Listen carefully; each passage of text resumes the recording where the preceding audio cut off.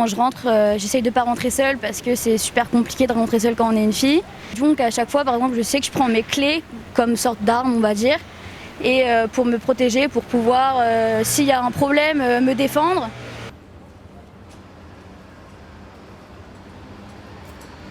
On me demande mon numéro et je le regarde et j'avais envie de dire non, mais je me suis dit, il n'y a personne dans la rue et tu sais pas ce qu'il peut te faire. Donc je donnais mon numéro et après, il m'a appelé pour bien être sûr que c'était le bon numéro. Et quand il a vu que c'était le bon, il a souri et il a dit, je te rappelle tout à l'heure. Et je suis partie et après, je l'ai bloqué.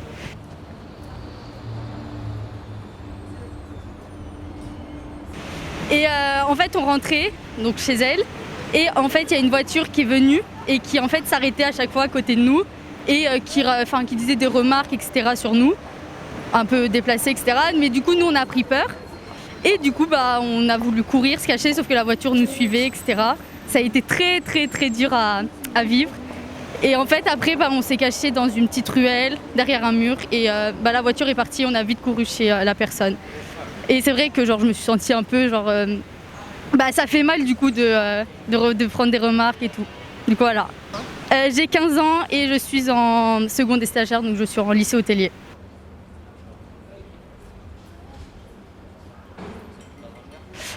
Donc c'était il y a quelques années, j'avais je pense 16 ans et c'était le matin à 10h30 sur la ligne 10, donc voilà un matin très commun et il n'y avait pas grand monde dans le métro, mais quand même assez pour de toute façon en fait se sentir en sécurité. Enfin de toute façon il est 10h30 du matin, donc c'est pas grand chose. Et il y avait un vieux monsieur juste en face de moi, donc il avait à peu près 70 ans quand même, donc l'âge de mon grand-père sans doute. J'ai le cœur qui bat super fort en racontant ça.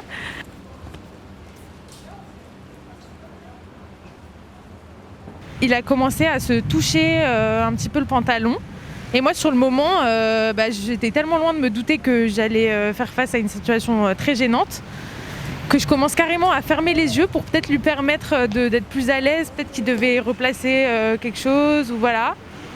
Et en ouvrant les yeux, une minute après, il était en train de se masturber, complètement les jambes ouvertes devant moi.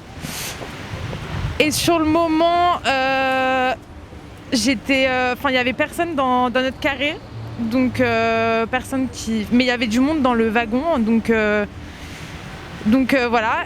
Et j'ai commencé à paniquer en fait, et j'étais complètement incapable de dire quoi que ce soit. Je me suis levée et j'allais pleurer, j'avais tellement d'émotions en moi et j'ai pas été capable de dire quoi que ce soit.